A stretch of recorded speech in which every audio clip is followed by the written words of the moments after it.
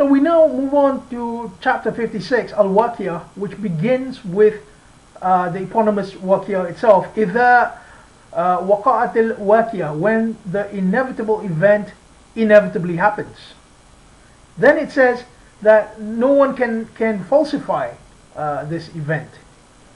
And it will exalt and it will bring low. And the earth will be shaken to its depths. The mountains will be crumbled to atoms. And dust scattered abroad. So this is from verse 1 to 6. It should be noted here that this word waqa'a is actually mentioned in chapter 51, which says that ad-deen is lawaqi, it is inevitable, it will come. So this could be that event which is the coming of ad-deen. And then it says that you will be sorted into three classes, azwajan thalatha. So there are three types of people who are, one is the muqarribin, or the sabiqun as-sabiqun, the ones who are foremost. They are constantly racing for the good. And then we have the righteous people, ashabul maymana, and then we have the companions of the left, ashabul mash'ama.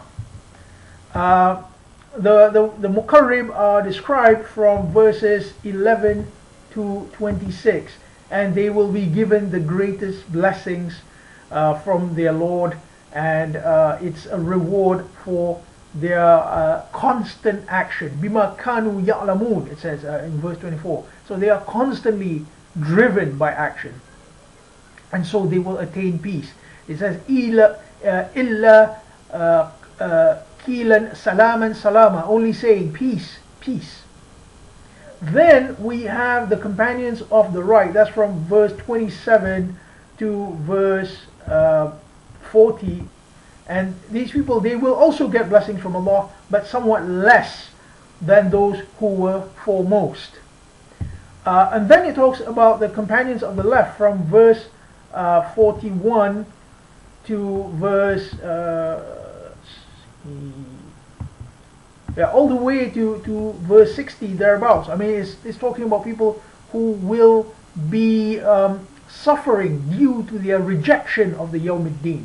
So they didn't think that they would be accountable, and because of this they would suffer the consequences. And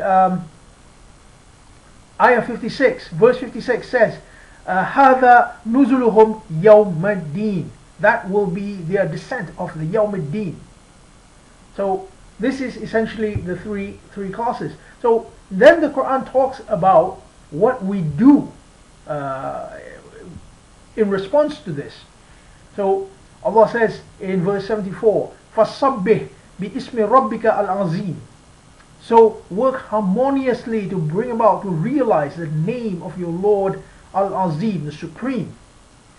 Then it tells us how to interact with the Quran. It says, فَلَا أُقْسِمُ بِمَوَاقِعِ النُّجُومِ. So I do not divide with the position of the events. So the events in your life, you will not divide it. You will see it as a total whole. وَإِنَّهُ لَقَسَمُ لَوْ تَعْلَمُونَ الْعَظِيمِ. And if you divide these, if you see it as something which is fragmented, then that is something major, in a bad way. إِنَّهُ لَقُرْآنٌ كَرِيمٌ. Verily, it is an honorable Quran, a Quran which is held in high esteem. فِي كِتَابٍ مَكْنُونٍ, in a guarded book.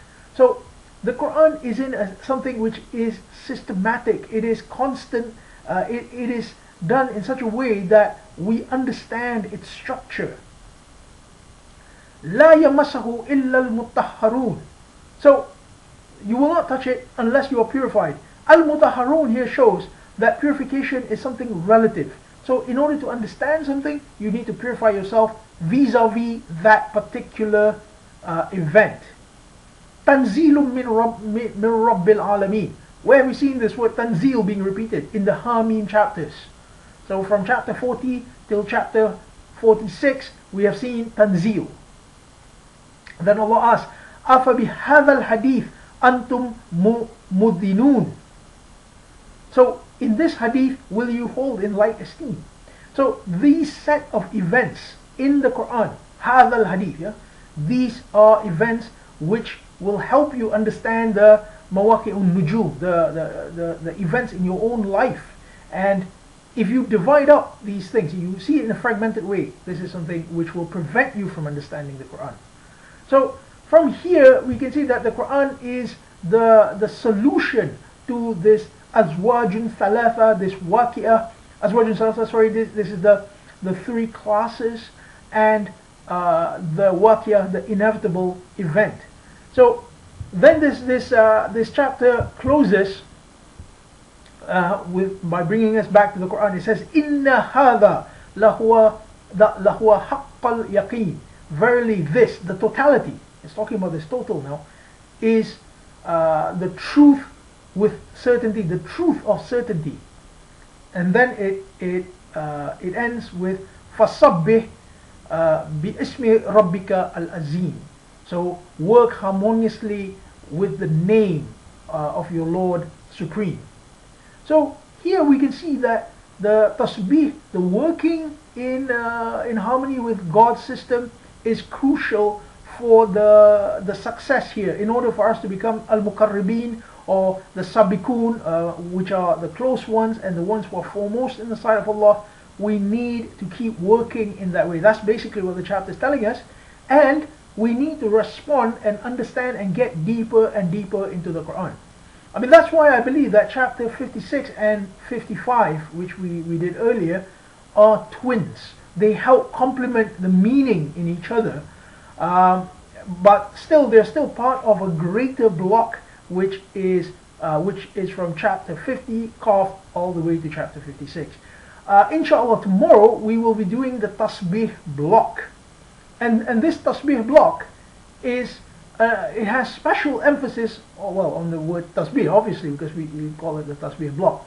More so than that, it has a great emphasis on Allah wa Rasul, Allah and His Messenger, and this is what I believe to be the governing structure in the Quran.